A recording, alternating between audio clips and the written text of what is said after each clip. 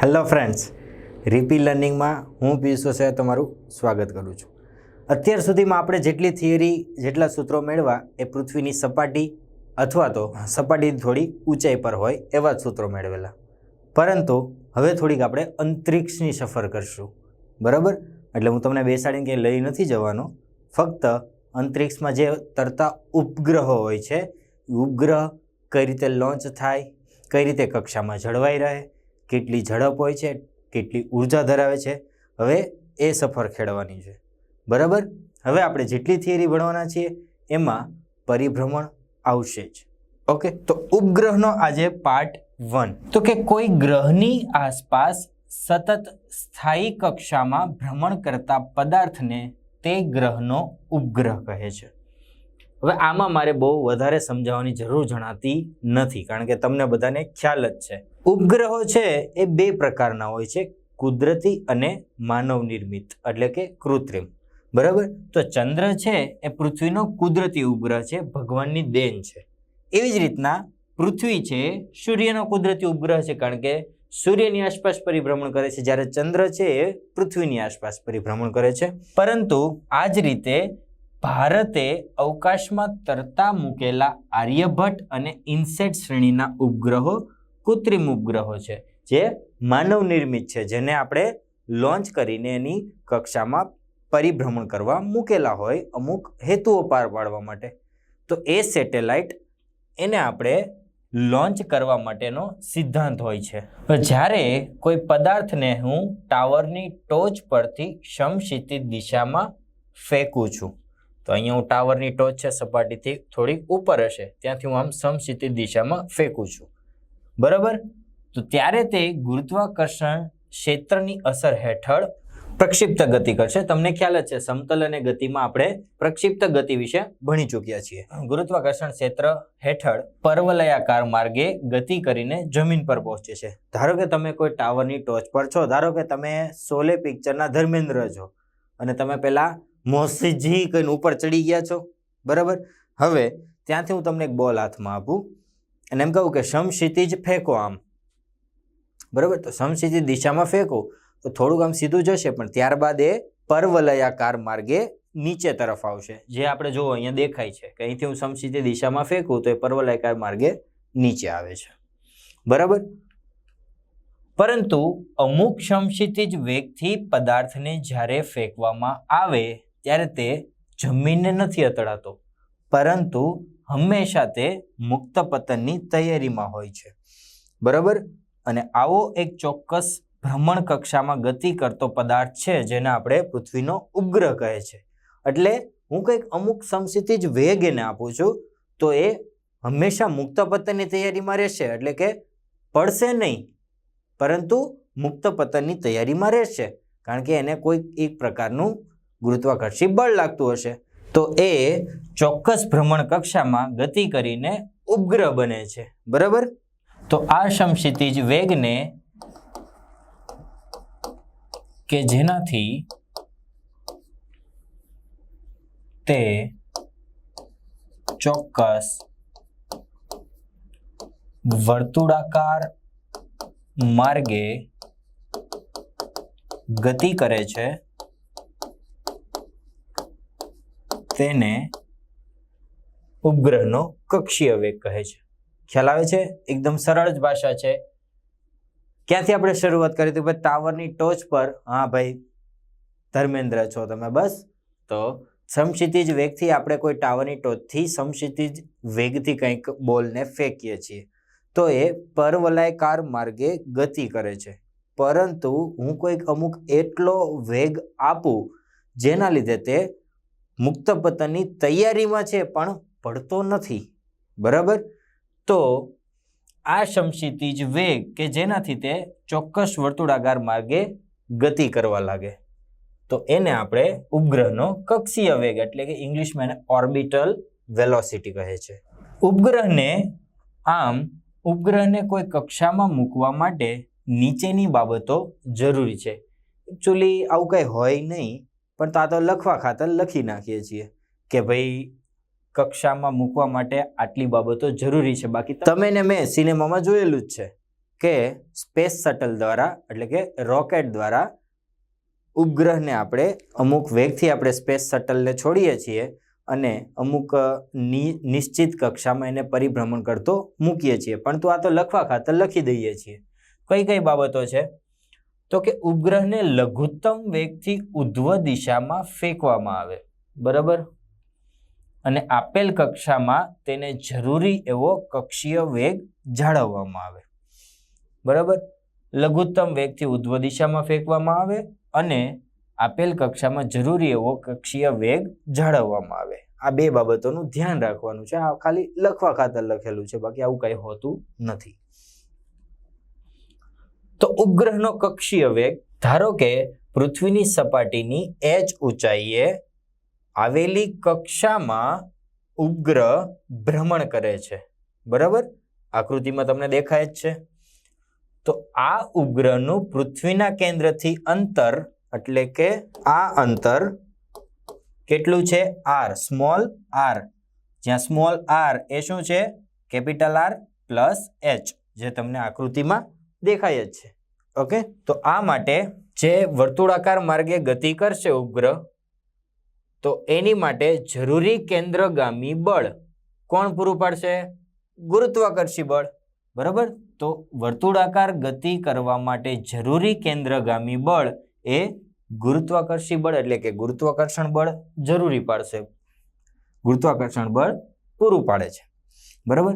કેન્દ્રગામી બળનું સૂત્ર આપણે ખ્યાલ જ છે, m, પણ આપણે કક્ષીય વેગ છે જેને આપણે v0 કહીશું, તો m v0 square by r, બરાબર. કેન્દ્રથી r અંતર છે ને, ઇઝ ઇક્વલ ટુ ગુરુત્વાકર્ષણનો નિયમ g m small m by r square. ઉપગ્રહનું દળ કેટલું છે? સ્મોલ m જેટલું, બરાબર. જો તો સ્મોલ m કાટ ડાલેગા, r r वो भी काट डालेगा. तो શું બચશે આપણી પાસે? v0 સ્ક્વેર છે તો અંડર રૂટ એને આપણે રિમૂવ કરીએ તો અહીંયા આવશે under root gm by r. Okay દોસ્તો, આ સમીકરણ છે, આ તમારે રાતે ઊંઘમાં પણ ઉઠાડીને કોઈ પૂછે તો આવડવું જ જોઈએ, બરાબર. કારણ કે આગળની જેટલી થિયરીઓ છે એમાં આનો ઉપયોગ આવશે જ. અને તમને ફરીથી હું એક વખત કહું છું, બધા સૂત્રો એક જ જ્ઞાતિના હોય એવું તમને લાગે છે. ઉપર gm હોય ને નીચે r સ્ક્વેર હોય ને મુખમાં r હોય, પણ ડાયરીમાં તમારે નોટ જ કરી દેવાના છે અને સતત રિવાઇઝ કરતા જ રહેવાના છે, બરાબર. એવું લાગે તો અહીંયા લખી દો કે v0 is equal to under route gm/r. એક હાથે જમતા રહો ને એક હાથે સૂત્ર જોતા રહો, બરાબર. કારણ કે આપણે સાયન્સના સ્ટુડન્ટ છીએ ને. જો પૃથ્વીની સપાટી પર ગુરુત્વ પ્રવેગ GE હોય, આ સબસ્ક્રિપ્શનમાં છે, GE હોય તો આપણી પાસે સમીકરણ છે GE is equal to capital G into m by r square, બરાબર. આનું સામે સાઈડ જવા દઉં તો gm નું સૂત્ર મળી જાય, GE કેપિટલ R સ્ક્વેર. આ કંઈ જ નથી, સામેની સાઈડ લઈ ગયા છીએ, બરાબર. પરંતુ v0 એની પાસે આપણી પાસે સૂત્ર શું છે? v0 is equal to under root gm by r છે ને આવું. તો એમાં આપણે આ gm ની વેલ્યુ મૂકી દઈએ. gm એટલે ગુડ મોર્નિંગ ના, gm એટલે ગુરુત્વાકર્ષી અચળાંક અને દળ, બરાબર. તો gm ની વેલ્યુ આપણી પાસે છે GER સ્ક્વેર, અહીંયા મૂકી દઈએ, બરાબર. ઓકે, હવે આપણે શું કરશું? r ની કિંમત છે જ ને આપણી પાસે. r શું છે? યસ, પૃથ્વીના કેન્દ્રથી અંતર છે ઉપગ્રહનું, એ કેટલા બરાબર છે? કે કેપિટલ R પ્લસ h. તો એની બદલે આપણે મૂકી દઈએ તો GER square R plus h, બરાબર. હવે જો આ જે તરતો ઉપગ્રહ છે એ ઉપગ્રહ પૃથ્વીની સપાટીની નજીક હોય, બરાબર. હવે જો ઉપગ્રહ છે પૃથ્વીની સપાટીની નજીક રહીને ભ્રમણ કરતો હોય, બરાબર, એટલે કે આ h ઊંચાઈ છે એ બહુ વધારે ના હોય, આ સપાટીની નજીક જ ભ્રમણ કરતો હોય, તો આ r પ્લસ h છે એમાં h ખૂબ જ નાનો બને r ના કમ્પેરિઝનમાં. કારણ કે r તો શું છે? 6400 કિલોમીટર છે ને, એના કમ્પેરિઝનમાં જો નજીક પરિભ્રમણ કરતો હોય એટલે કે h ખૂબ જ નાનું હોય. કના કમ્પેરમાં? આર ના કમ્પેરમાં. એ પ્લસ આર પ્લસ એચ ની બદલે હું ખાલી આર લખી શકું અને મારી પાસે સૂત્ર છે V0 is equal to GE r square r plus h. બરાબર. હવે એમાં જો એચ નાનો હોય કેપિટલ આર ના કમ્પેરમાં તો આની બદલે હું શું લખી શકું? ખાલી આર લખી શકું. તો GE r square by r. એક આર કેન્સલ થઈ જાય તો V0 is equal to under root GE into r. બરાબર. તો V0 GE ઇન્ટુ આર થાય. પણ એક સિચ્યુએશનમાં ક્યારે? જો ઉપગ્રહ પૃથ્વીની સપાટીની નજીક ભ્રમણ કરતો હોય. હવે અહીંયા આપણે બધી જ વેલ્યુ જ્ઞાત છે. GE કેટલું હોય? 9.8 મીટર પર સેકન્ડ સ્ક્વેર અને આર 6.4 ગુણ્યા 10⁶ મીટર. બરાબર. તો આ વેલ્યુ મૂકીએ તો V0 શું મળે? 7.92 કિલોમીટર પ્રતિ સેકન્ડ. બરાબર. તો V0 નિયર અબાઉટ 7.92 છે તો V0 8 કિલોમીટર પ્રતિ સેકન્ડ થાય. ઓકે. તો ઉપગ્રહનો કક્ષીય વેગ 8 કિલોમીટર પ્રતિ સેકન્ડ જ્યારે ઉપગ્રહ પૃથ્વીની સપાટીની નજીક ગતિ કરતો હોય ત્યારે થાય. ઓકે. ઇઝી છે એકદમ. હવે થોડાક અગત્યના મુદ્દા જોઈએ. આપણી પાસે V0 નું સમીકરણ છે. મેં તમને કીધું હતું કે V0 નું સમીકરણ હંમેશા આગળની બધી થિયરીમાં વપરાશે. જો હું ક્યારેય ખોટું બોલતો જ નથી એટલે હું તમને સાચી જ સલાહ આપું છું. એટલે હવેથી બધી મારી સલાહ માનજો. હું તમારો નાનો ભાઈ છું ને. બરોબર. તો V0 is equal to under root GM by r. આ સૂત્ર પરથી સ્પષ્ટ છે. શું સ્પષ્ટ છે? કે ઉપગ્રહનો કક્ષીય વેગ એ ઉપગ્રહના દળ પર આધારિત નથી. જ્યારે આપણે કેન્દ્રગામી બળ અને ગુરુત્વાકર્ષી બળ એનો આપણે કમ્પેરિઝન કરેલી ત્યારે મેં શું કીધું હતું? સ્મોલ એમ કાટ ડાલેગા. તો ત્યારે જ આપણે ઉપગ્રહનું દળ કેન્સલ થઈ ગયેલું. તો ઉપગ્રહનો કક્ષીય વેગ છે એ ઉપગ્રહના દળ પર આધારિત નથી. ઉપગ્રહનો કક્ષીય વેગ એ પૃથ્વીના કેન્દ્રથી અંતર r વધતા ઘટે છે. બરાબર. જો r વધે, પૃથ્વીના કેન્દ્રથી અંતર વધે તો V0 ઘટે છે. જો એવું લખેલું છે અને સૂત્ર પરથી પણ સ્પષ્ટ જ થાય છે. નંબર 3 કે ઉપગ્રહનો કક્ષીય વેગ એ જેની ફરતે ભ્રમણ કરે છે એ ગ્રહના દળ પર આધાર રાખે છે. બરાબર. ધારો કે કોઈ ઉપગ્રહ છે જેને પૃથ્વીની આસપાસ પરિભ્રમણ કરવું છે તો મારે કોનું દળ કન્સિડર કરવું પડે?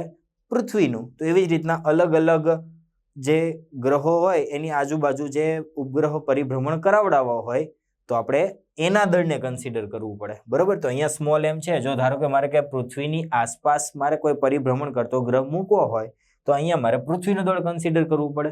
બરાબર. તો ઉપગ્રહનો જે કક્ષીય વેગ છે એ જેની ફરતે તે ભ્રમણ કરે છે તે ગ્રહના દળ પર આધાર રાખે છે. તો આ 3 મુદ્દા સૂત્ર પરથી સ્પષ્ટ થાય છે. ઓકે. હવે આગળ જોઈએ ઉપગ્રહનો કક્ષીય આવર્તકાળ. બરાબર. કોઈ ગ્રહ P છે એના કેન્દ્રથી r અંતરે વર્તુળાકાર માર્ગે પરિભ્રમણ કરતા ઉપગ્રહનો આવર્તકાળ કેપિટલ T છે. આવર્તકાળ એટલે તમને ખ્યાલ જ છે શું? કે એક પરિભ્રમણ પૂર્ણ કરવા લાગતો સમય. તો એ સમય કેટલો હશે? Capital T. વેગ તમને ખ્યાલ છે કક્ષીય વેગ V0. બરાબર. વર્તુળાકાર માર્ગે r ત્રિજ્યામાં વર્તુળાકાર માર્ગે ગતિ કરે છે તો એનું અંતર થશે 2πr. તો મારી પાસે સૂત્ર છે વેગ ઇઝ ઇક્વલ ટુ અંતરના છેદમાં સમય. मैं समय हूं. अंतर 2πr. સમય કેપિટલ T. વેગ V0. આ રીતે લખી શકાય. બરાબર. એકદમ ઇઝી જ છે. સમજાય છે ને? V0 is equal to 2πr by capital T જે આપણે અહીંથી લીધું છે. એના પરથી કેપિટલ T ને કરતા બનાવ્યો તો V0 નીચે જશે. 2πr આવી ગયો. હવે જે તમને મેં કીધેલું અહીંયા હાથ પર લખવાનું શું હતું? V0 નું સૂત્ર. તો એ પણ ફરીથી મૂકીએ. 2πr under root GM by r. બરાબર. હવે અહીંયા જુઓ, અહીંયા આર ની કેટલી ઘાત છે? 1. અને અહીંયા કેટલી છે? અંડર રૂટમાં છે એટલે 1/2 કહી શકાય. બરાબર. પણ છેદમાં છે ને, તો આ ઉપર જાય તો આનો સરવાળો થશે. જોજો હો, મિસ્ટેક ના થઈ જાય, ગલતી સે મિસ્ટેક ના હો જાય. તો આર કેટલું આવશે? 3/2. હવે 1/2 કાઢી નાખું તો એની બદલે હું અંડર રૂટ લખું તો અંડર રૂટમાં આર ક્યુબ થાય. બરાબર, એકદમ ઇઝી જ છે. તો 2π સાઈડમાં કાઢ્યા, નીચે અંડર રૂટ gm અને ઉપર આર ક્યુબ, આ મુજબ. એટલે જ મેં તમને પહેલેથી બતાવી દીધું. ઓકે, ના હોય તો ફરીથી થોડુંક આગળ સ્કીપ કરીને ફરીથી જુઓ કઈ રીતે અહીંયા આર ક્યુબ આવે છે. હવે gm is equal two GER. આ શું છે? ગુરુત્વ પ્રવેગનું સૂત્ર છે. GE is equal two gm/r². Okay, તો gm ની વેલ્યુ છે એની બદલે આપણે GER મૂકીએ. r ની બદલે આપણે શું મૂકી શકાય? કેપિટલ R પ્લસ H, સપાટીથી h ઊંચાઈ, અને r એટલે જે ગ્રહ હોય એની ત્રિજ્યા. જો આપણે પૃથ્વી લીધી હોય તો પૃથ્વીની ત્રિજ્યા થશે. બરાબર. મૂકો એટલે કિંમતો પુટ કરો. એમને તો કોઈ મુકેશભાઈ કહે છે હા મને બોલાવ્યો એમ નહીં. ચાલો કિંમતો મૂકો. તો capital T is equal to 2π r plus h cube. બરાબર. gm ગુડ મોર્નિંગ નહીં, gm ની બદલે GER². ઓકે, હવે જો ઉપગ્રહ પૃથ્વીની સપાટીની તદ્દન નજીક હોય, બરાબર, એટલે સપાટીથી નજીક ગતિ કરતો હોય તો આગળ આપણે જેમ કીધેલું એમ સ્મોલ h એટલે ઊંચાઈ ખૂબ જ નાની હોય કમ્પેર ટુ ત્રિજ્યા. બરાબર, 6400 કિલોમીટરના કમ્પેરમાં જો ઊંચાઈ ખૂબ જ નાની હોય તો આપણે r પ્લસ h ને બદલે ખાલી r લખી શકીએ. બરાબર. આગળ સૂત્ર શું હતું? Capital T. એટલે ક્યાંથી કન્ટિન્યુ કરવાનું ખ્યાલ આવ્યું ને? r plus h near about r જેટલું થાય. આગળ સૂત્ર હતું capital T 2π under root r plus h cube by GE into r². બરાબર. પણ r પ્લસ h ની બદલે તો આપણે ખાલી r લેવાનું છે. r પ્લસ h ની બદલે આપણે ખાલી r લેવાનું છે. તો અહીંયા આપણે r ક્યુબ આવશે, GE ઇન્ટુ r². r² અને આ નીકળી જશે તો ઉપર એક r બચશે. Capital T is equal to 2π under root r by GE.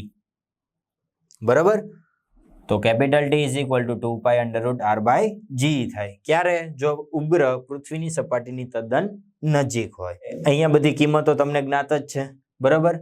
જો r is equal to 6.4 into 10⁶ metre અને GE એ 9.8 મીટર પર સેકન્ડ સ્ક્વેર લઈએ અને પાઈની કિંમત 3.14 મૂકીએ તો T 5078 સેકન્ડ આવે.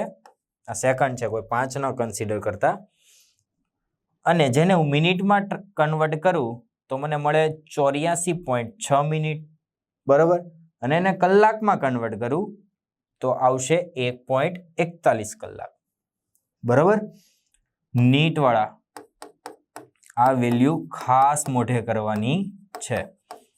બરાબર. ક્યારેક તમને જો મૂડ સારો હોય અને આ ચેપ્ટરમાંથી ઇઝી ક્વેશ્ચન પૂછાઈ જાય તો ત્યારે તમારે કક્ષીય વેગ અને કક્ષીય આવર્તકાળની વેલ્યુમાં મિક્સઅપ ન થવું જોઈએ. બરાબર. એટલે નીટવાળા માટે આ ખાસ મોઢે કરવાનું છે, અથવા જોડકાના સ્વરૂપમાં પણ પૂછાઈ શકે.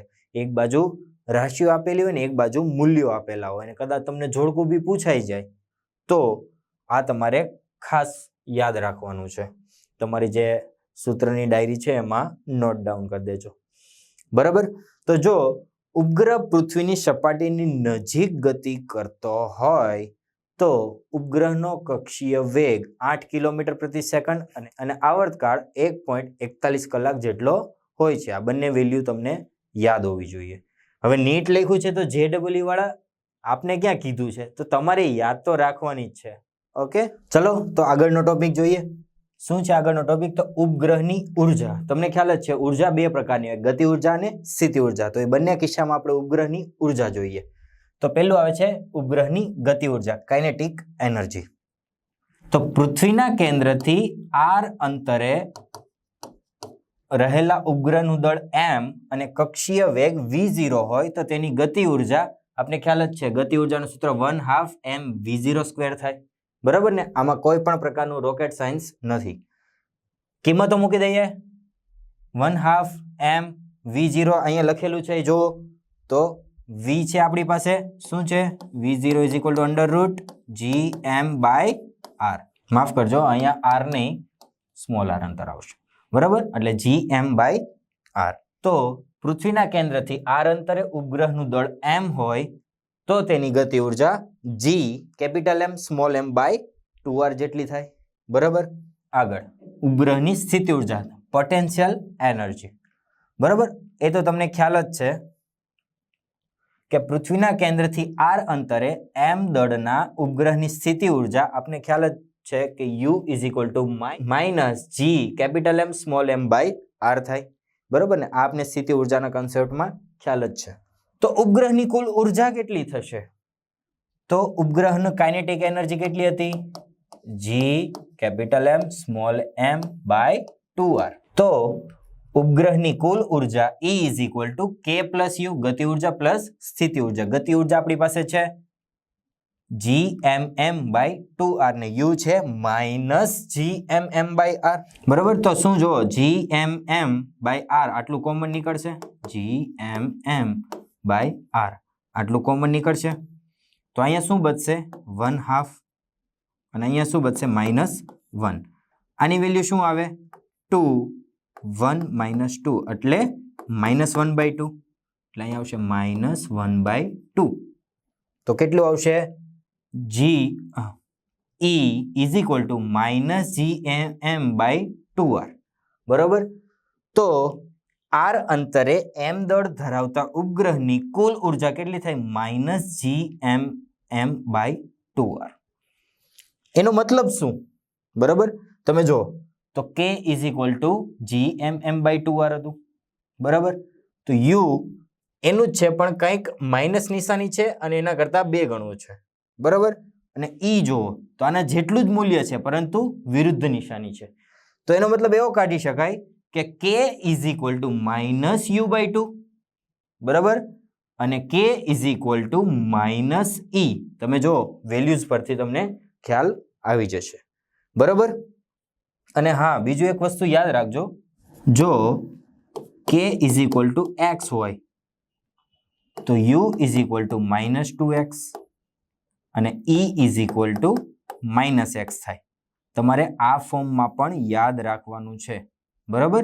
જો k = x હોય, બરાબર, તો u = -2x અને E = -x.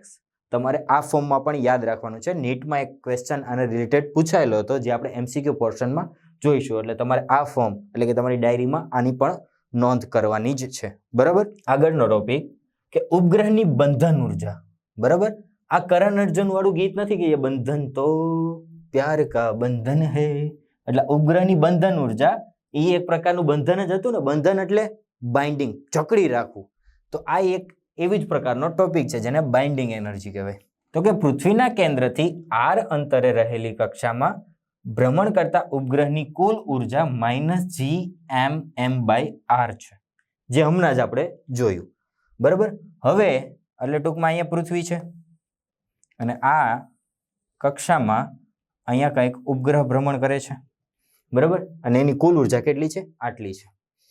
હવે જો અહીંયા હું એને +gM/2r જેટલી અહીંથી ઉર્જા આપું. બરાબર? ઉર્જા એટલે સામાન્ય સમજી લો ને કે ગતિ ઉર્જાના સ્વરૂપમાં જ ઉર્જા આપું છું. તો એની કુલ ઉર્જા કેટલી હતી? -gM/2r. હવે એને હું ગતિ ઉર્જાના સ્વરૂપમાં +gM/2r જેટલી ઉર્જા આપું તો કુલ ઉર્જા કેટલી થશે? 0. તો કુલ ઉર્જા 0 બને એનો મતલબ શું? તો એમ કહેવાશે કે અનંત અંતરે જઈને એ સ્થિર થશે. બરાબર? હવે અનંત અંતરે જશે ત્યારે એની પાસે ગતિ ઉર્જા નહીં હોય એટલે 0, અને અનંત અંતરે કોઈ પણ પ્રકારનું ક્ષેત્ર નથી એટલે સ્થિતિ ઉર્જા પણ 0 થશે. આ રીતે કુલ ઉર્જા 0 બને છે અને અનંત અંતરે જઈને પદાર્થ સ્થિર થાય છે. બરાબર? તો આ અર્થમાં ઉપગ્રહની કુલ ઉર્જા જે ઋણ છે બરાબર, એને ઉપગ્રહની બંધન ઉર્જા કહેવાય. પહેલે જ્યારે કોકના બંધમાં હતો, કોકના ત્રાસમાં હતો, એ બંધ હતો ત્યારે એની ઉર્જા કેટલી હતી? તો કે -G(M)(m)/2r જેટલી હતી ને. તો એને બંધનમાંથી મુક્ત કરવા માટે આપણે આટલી આપવી પડી. તો જે વખતે કુલ ઉર્જા ઋણ હતી તેને ઉપગ્રહની બંધન ઉર્જા કહેવાય. ના સમજ પડી? ખ્યાલ આવે છે ને? ઓકે, એટલે આટલી ઉર્જા હું જ્યારે આપીશ ત્યારે એ પૃથ્વી નામની પૃથ્વીના બંધનમાંથી એટલે કે એના ત્રાસમાંથી હંમેશા માટે છૂટી જશે. બરાબર, ઘણા પતિદેવો વિચારતા હોય કે આવી કંઈક ઉર્જા અમને મળી જાય તો સારું. બરાબર, પણ એની ઉર્જા ભગવાન રામ પાસે પણ નહોતી તો આપણી પાસે તો ક્યાંથી હોવાની? હવે સાંભળો, એક સંજ્ઞા પદ્ધતિ જેવું છે કે જો કુલ ઉર્જા, સમજો કે કુલ ઉર્જા નેગેટિવ હોય તો તમે બંધનમાં છો. બરાબર, જો કુલ ઉર્જા શૂન્ય હોય તો તમે મુક્ત છો અને સ્થિર છો. અને જો કુલ ઉર્જા પોઝિટિવ હોય તો તમે મુક્ત છો પણ ગતિમાન અવસ્થામાં છો. બરાબર, મેં કીધેલું ને, અહીંયા પૃથ્વી હોય અને અહીંયા ઉપગ્રહ કંઈક ભ્રમણ કરે છે. બરાબર, અને અહીંથી હું ગતિ ઉર્જાના સ્વરૂપમાં આપું, હું બાઇન્ડિંગ એનર્જી કરતાં થોડીક વધારે ઉર્જા આપું છું તો અનંત અંતરે જશે, પણ તે પેલી જે વધારાની ઉર્જા હતી ને એના સ્વરૂપમાં એ ગતિમાં રહેશે પણ અનંત અંતરે જઈને. સમજાઈ ગયું એકદમ ખ્યાલ? બરાબર, એક્ઝેક્ટલી ખ્યાલ આવી ગયો ને? ઓકે, તો આપણા કિસ્સામાં ઉપગ્રહની બંધન ઉર્જા કેટલી થશે? તો કે -G(M)(m)/2r. ઓકે, આગળ જોઈએ તો ઉપગ્રહને કક્ષામાં તરતો મૂકવા માટે જરૂરી ઉર્જા. બરાબર, પૃથ્વીની સપાટી પર સ્થિર ઉપગ્રહની કુલ ઉર્જા. તો હવે સમજી લો, પૃથ્વીની સપાટી પર કોઈ ઉપગ્રહ સ્થિર મૂકેલો છે અને ગતિ ઉર્જા 0, તો એની કુલ ઉર્જા કેના બરાબર થાય? એના સ્થિતિ ઉર્જા બરાબર. અને સપાટી પર સ્થિતિ ઉર્જા કેટલી હોય? -G(M)(m) અને સપાટી છે એટલે પૃથ્વીના કેન્દ્રથી r. બરાબર ને? એક્ઝેક્ટલી ખ્યાલ આવે એવું જ છે. અને ઇનિશિયલ એટલે EI. બરાબર, અને ઉપગ્રહની કક્ષામાંની કુલ ઉર્જા, જ્યારે કક્ષામાં જે હતો ત્યારે વખતે કુલ ઉર્જા જે આપણે મેળવી EF -G(M)(m)/2r. બરાબર, તો ઉપગ્રહને કક્ષામાં તરતો મૂકવા માટે જરૂરી ઉર્જા કેટલી હોય? તો ΔE ફાઇનલ માઇનસ ઇનિશિયલ, અંતિમ માઇનસ પ્રારંભિક. બરાબર, આ બંને કિંમતો આમાં મૂકી દઈએ તો -G(M)(m)/2r plus G(M)(m)/r minus minus plus થઈ ગયું. બરાબર, આટલી વસ્તુ કોમન નીકળી જશે. G(M)(m) કોમન નીકળી ગયું અને આ કેપિટલ R અને 2r બેને લસા લીધો અને અહીંયા આપણે R = R+H. બરાબર ને? ખ્યાલ આવે છે ને? અહીંયા આ પૃથ્વીની ત્રિજ્યા R હોય તો આ જે કક્ષા છે એ h ઊંચાઈઓ હોય તો આ R એટલે શું થાય? R+H. અહીંયા આપણે R+H ની કિંમત મૂકીએ તો શું આવશે કે G(M)(m) -2r+H પ્લસ 1r. અહીંયા માઇનસ છે ને? ઓકે, તો કેવું આવશે? G(M)(m).